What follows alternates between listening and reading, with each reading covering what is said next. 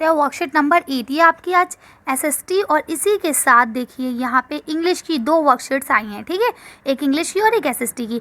तो मैंने पिछली बार आप लोगों से पूछा था कि क्या करना चाहिए, मुझे एक साथ बनाना चाहिए या अलग अलग। तो आप में से मोस्टली बच्चों ने यही कहा है कि एक साथ बनाना चाहिए। तो मैं आपकी बात को रखते हुए ये दोनों वर्कशीट एक साथ ही बनाऊंगी। साथ ही इसी तरह से इंग्लिश मीडियम की भी आई है तो उसको भी अलग बनाऊंगी, ठीक है ना, यानी उसमें और जो उसकी इंग्लिश की आई है उनको एक साथ बनाऊंगी। चलिए तो शुरू करते हैं।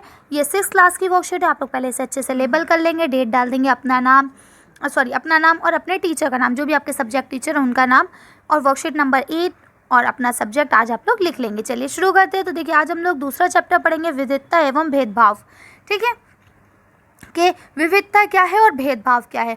उसमें से आज हम भेदभाव के बारे में जानेंगे। विविधता के बारे में हम पहले भी पढ़ चुके हैं बहुत बार।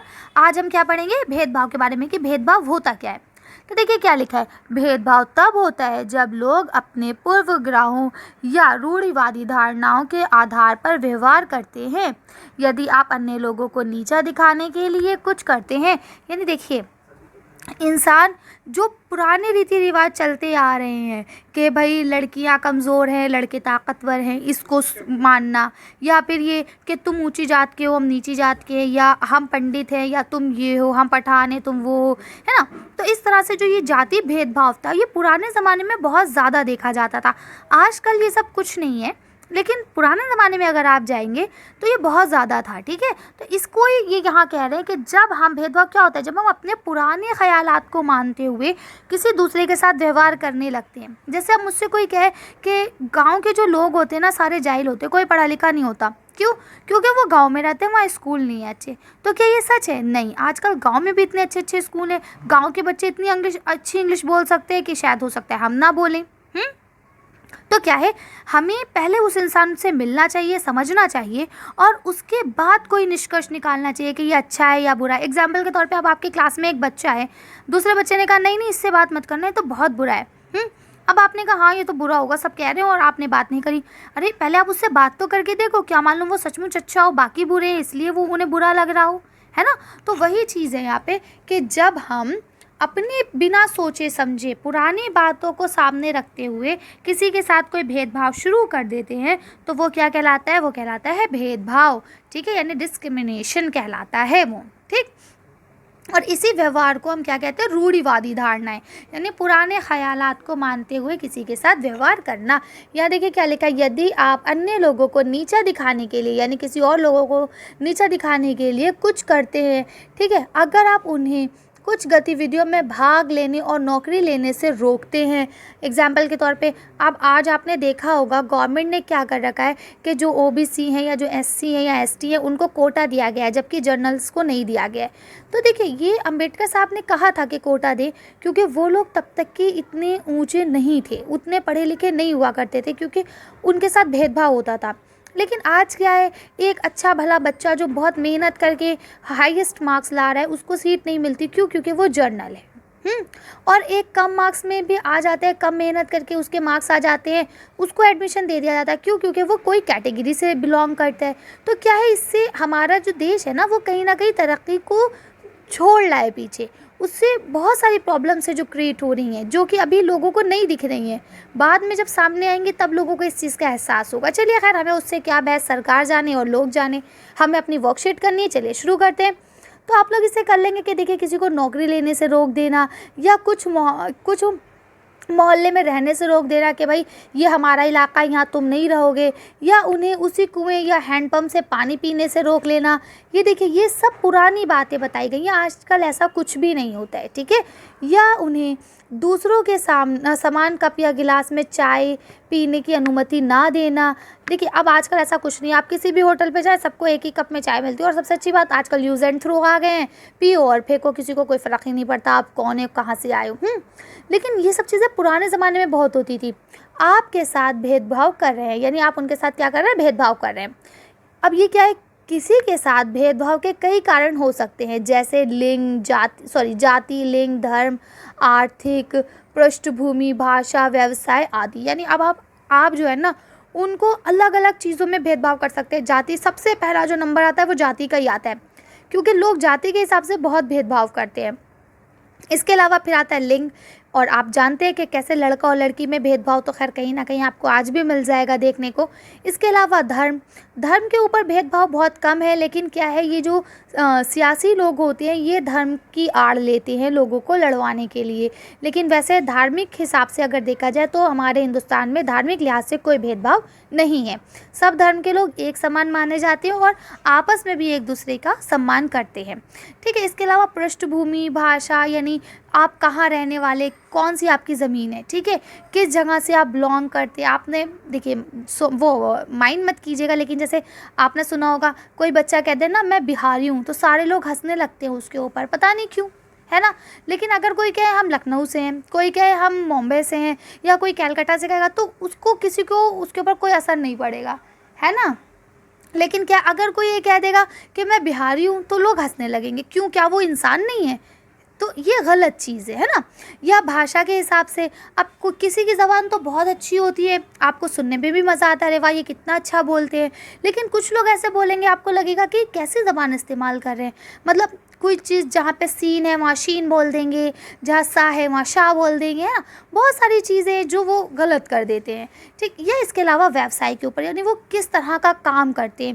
जैसे कोई मान लीजिए नाई, अरे तुम तो नाई हो, हमें तुमसे बात नहीं करनी, तुम नीची जात के हो, है ना। या कोई धोबी, अरे जाओ तुम तो सबके कपड़े धोते हो, हम तुमसे नहीं बोलते।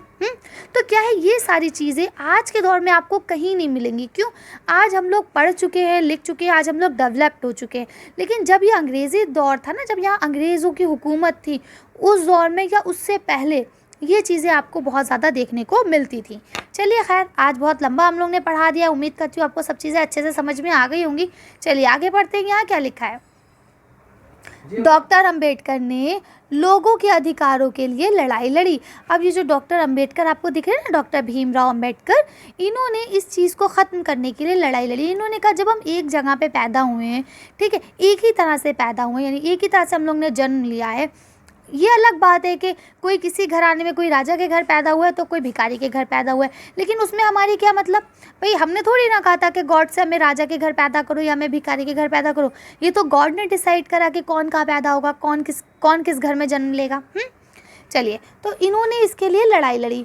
उनका जन्म महार जाति में हुआ था, यानी वो महार थे, जात से वो महार थे, जिसे अछूत माना जाता था। अछूत का मतलब क्या होता है कि ये हमारे साथ बैठेंगे नहीं, हमारे साथ खाना नहीं खा सकते, जिस कुएं से हम पानी पीते उस कुएं से ये पानी नहीं पी सकते उस ज़माने में। ये बात बिल्कुल दिमाग में रखिएगा, आजकल ऐसा कुछ नहीं है, ये सिर्फ पुरानी बातें, और आप लोग इस चीज़ पे ज़्यादा सोचेंगे भी नहीं, ठीक है।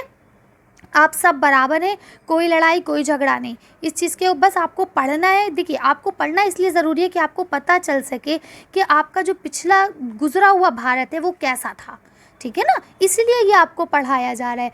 आज आप जिस भारत में जी रहे हैं, जिस भारत में आज आप सांस ले रहे हैं, वो एक नया भारत है, एक बहुत अच्छा भारत है, ठीक है। चलिए आगे बढ़ते हैं। क्या लिखा है, महार गरीब थे, उनके पास कोई ज़मीन नहीं थी और उनके बच्चों को भी वही काम करना पड़ता था जो उनके माता पिता करते थे। वे मुख्य गांव के बाहर के स्थानों में रहते थे और उन्हें गांव में रहने नहीं दिया जाता था, यानी वो लोग गांव से बाहर रहते थे और उन्हें गांव में नहीं रहने दिया जाता था। वे इसी भेदभाव के ख़िलाफ़ थे और अपने संघर्ष समानता के लिए शुरू किया, यानी अंबेडकर जी जो थे वो इसी भेदभाव के ख़िलाफ़ थे और उन्होंने इसी को लेते ही अपना संघर्ष शुरू किया था कि क्यों, हम क्या इंसान नहीं हैं, क्या हमें गॉड ने नहीं बनाया है, कहाँ से आए हैं हम जो आप हमारे साथ भेदभाव कर रहे हो। और देखिए, खाली ज़बान चलाने से, खाली लड़ाई लड़ने से कुछ नहीं होता, हर काम के लिए हमें पढ़ना लिखना बहुत ज़रूरी होता है। इसी तरह से देखिए, अंबेडकर जी ने, पता है, इनके बारे में आप पढ़िएगा तो आप देखेंगे कि इन्होंने कितनी तरह की डिग्रियां हासिल करी, कितने काबिल इंसान थे। उस दौर में इनका जितना काबिल कोई था ही नहीं, ठीक है। इनका पूरा क्या नाम था, डॉक्टर भीमराव अंबेडकर। ये 1891 में पैदा हुए थे और 1956 में इनका डेथ हो गई थी, ठीक है। और इनको भारतीय संविधान का पिता माना जाता है, ठीक। तो आप इस तरह से इसे कर लेंगे। चलिए अब इसके क्वेश्चन आंसर्स देख के इसको नेक्स्ट वर्कशीट को हम लोग शुरू करते हैं। तो देखिए, अब आपका पहला क्वेश्चन यहाँ क्या दिया गया है, नंबर 1 है, भेदभाव के क्या कारण हो सकते हैं, यानी आपके ख्याल से भेदभाव के क्या क्या कारण हो सकते हैं, लिखिए। चलिए तो इसका आंसर देखते हैं। सर यहाँ से लिख सकते हैं कि किसी के साथ भेदभाव के विभिन्न कारण हो सकते हैं, जैसे जाति, लिंग, धर्म, आर्थिक भूमि, पृष्ठ, भाषा इत्यादि। अब आपका अगला क्वेश्चन देखिए क्या लिखा है, भारतीय संविधान के पिता के रूप में किसे जाना जाता है। तो आपका इसका आंसर तो खैर यहाँ सामने ही लिखा हुआ है, लेकिन चलिए फिर भी हम इसका आंसर देख लेते हैं। तो आप अगला क्वेश्चन यहाँ से लिख लेंगे, सॉरी आंसर, कि डॉक्टर भीमराव अंबेडकर को भारतीय संविधान के पिता के रूप में जाना जाता है। का तीसरा क्वेश्चन है, आप अपने आसपास किस प्रकार के भेदभाव को देखते हैं, व्याख्या करें। चलिए तो इसका आंसर देखते हैं और उसके बाद इंग्लिश की वर्कशीट शुरू करते हैं। इसका आंसर यहाँ से लिखेंगे, आज भी कुछ जगहों पर सामाजिक, राजनीतिक और आर्थिक भेदभाव देखे जा सकते हैं। यानी सिर्फ सामाजिक, आर्थिक में एक डंडा और आएगा, बड़ा आ आएगा, ठीक है। आर्थिक भेदभाव देखे जा सकते हैं, यानी सिर्फ यही भेदभाव देखे जा सकते हैं, बाकी जो छोटे मोटे भेदभाव गाँव वगैरह में हुआ करते थे वो अब नहीं होते हैं, ठीक है। चलिए तो अब इंग्लिश की वर्कशीट पढ़ते हैं। आज हम शुरू करते हैं वर्कशीट नंबर 8। ये आपकी इंग्लिश की वर्कशीट है, तो मैं इसे बना रही हूँ, आप लोग ले लेंगे। चलिए तो देखते हैं यहाँ क्या है। पहले आप लोग इसे अच्छे से लेबल कर लेंगे, वर्कशीट नंबर डाल देंगे, डेट डाल देंगे, अपने सब्जेक्ट टीचर का। आप देखिए यहाँ लिख के आता है क्लास टीचर का नाम, कभी लिख के आता है सब्जेक्ट टीचर का नाम। तो जैसा यहाँ लिखा हुआ करिए आप लोग वैसे ही नाम ले लिया करिए, क्योंकि मैं एकदम से फ्लो में बोल जाती हूँ, ठीक है। तो आप लोग यहाँ देख लेंगे, जिसका भी लिखा होता है आप उसका ही नाम लिखेंगे। इसके अलावा सब्जेक्ट, क्लास, अपना नाम और वर्कशीट नंबर आप लोग लिख लेंगे। आज हम क्या करेंगे, यहाँ लिखा है let's have fun with colours, यानी आज हम कलर्स के साथ मज़े करेंगे। तो क्या लिखा है, read the poem below and underline the name of colours. अब आपको ये नीचे जो पोएम दी गई है इसको पढ़ना है, और जहाँ जहाँ कलर्स के नेम आते हैं आप उसको अंडरलाइन करेंगे। तो देखिए यहाँ क्या लिखा है, ग्रीन इज़ पैरेट, तो यहाँ पे कलर्स का क्या नाम हो गया, ग्रीन, आप ग्रीन को अंडरलाइन कर देंगे। येलो इज़ सन, तो क्या हो जाएगा, येलो। ब्राउन इज़ ब्लैक, तो यहाँ क्या हो जाएगा, ब्राउन। रेड इज़ रोज़, तो रेड, ठीक है ना। जहाँ कलर्स नेम आ रहे हैं आपको सिर्फ उसको अंडरलाइन करना है। ऑरेंज इज़ कैरेट, तो किसको कर देंगे, ऑरेंज को। पर्पल इज़ पाम, तो किसको कर देंगे, पर्पल को। ब्लू इज़ शार्क, तो किसको कर लेंगे, ब्लू को। ब्लैक इज़ हॉर्स, तो क्या हो जाएगा, ब्लैक, ठीक है। तो एक बार मैं फिर से आपको अंडरलाइन करके दे देती हूँ। यहाँ आप करेंगे green, brown, orange, blue, yellow, red, purple, black, ठीक है। तो सेम आप लोग इसे इसी तरह से कर लेंगे, बस आपको लिखना है और अंडरलाइन कर लेना है।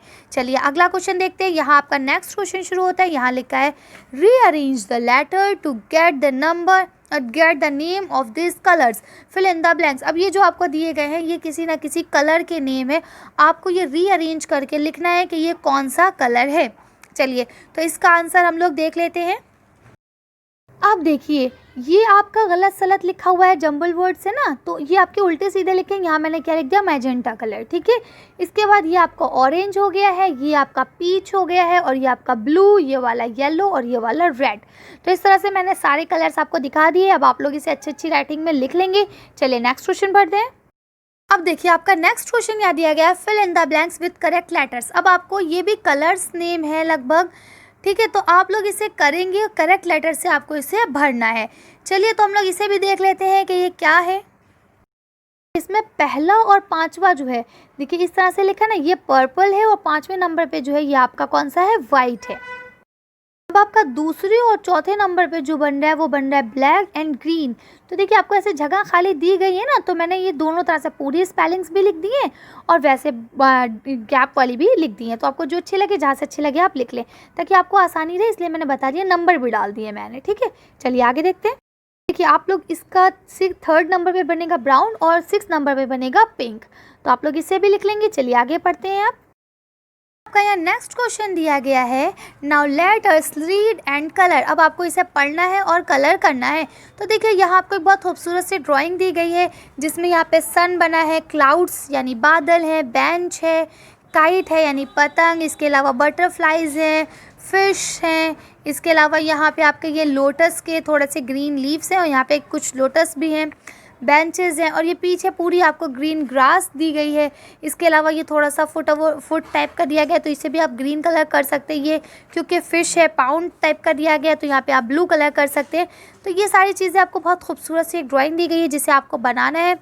इसके अलावा यहाँ पे इस अकॉर्डिंग से आपको इसको कलर करना है। देखिए क्या लिखा है, the sun is yellow and the cloud is white. अब आपको जो ये सन है इसको येलो करना है और क्लाउड को वाइट ही छोड़ देना है।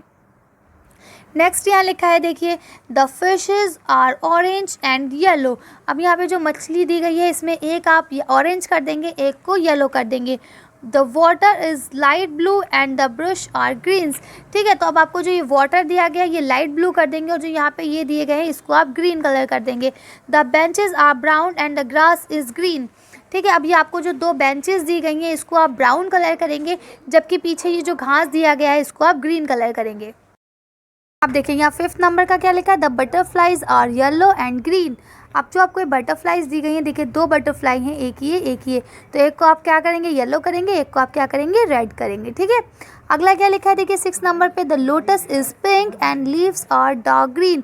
अब ये लोटस जो है इसको आप क्या क्या करेंगे पिंक करेंगे और जो इसके नीचे ये वाला है इसको आप क्या करेंगे डार्क ग्रीन करेंगे। ठीक है, kite is red yellow orange and green. अब देखिए ये जो आपको काइट दी गई है इसमें देखिए और ये देखिए 1 2 3 4 ये सारी चीज़ें ना इसके अंदर ही आ रही हैं, तो आप इसको चारों कलर से कर देंगे। जो कलर आपको अच्छा लगेगा जहाँ पे करना उसको आप उस कलर से वहाँ कर देंगे। क्या लिखा है, the sky is light blue. उसके बाद ये जो आपको पीछे का सारा एरिया दिया गया ये सारा आपका आसमान है ना ये सब, तो इसको आप कैसे कलर का करेंगे लाइट ब्लू कलर का करेंगे। ठीक, तो इस तरह से ये आपका सारा हो जाता है। अब ये आपका ये वाला हिस्सा बचेगा, इसको आप लाइट ग्रीन चाहें तो कर दें और चाहे तो लाइट ब्राउन कर दें, कोई प्रॉब्लम की बात नहीं है। तो इस तरह से ये वाली वर्कशीट आपकी यहाँ खत्म होती है। आज की वीडियो में बस इतने। अगर आपको हमारी वीडियो पसंद आई हो तो प्लीज़ इसे लाइक और शेयर करें। अगर अभी तक आपने हमारे चैनल को सब्सक्राइब नहीं करा है तो प्लीज़ हमारे चैनल को सब्सक्राइब करें। Thank you for watching.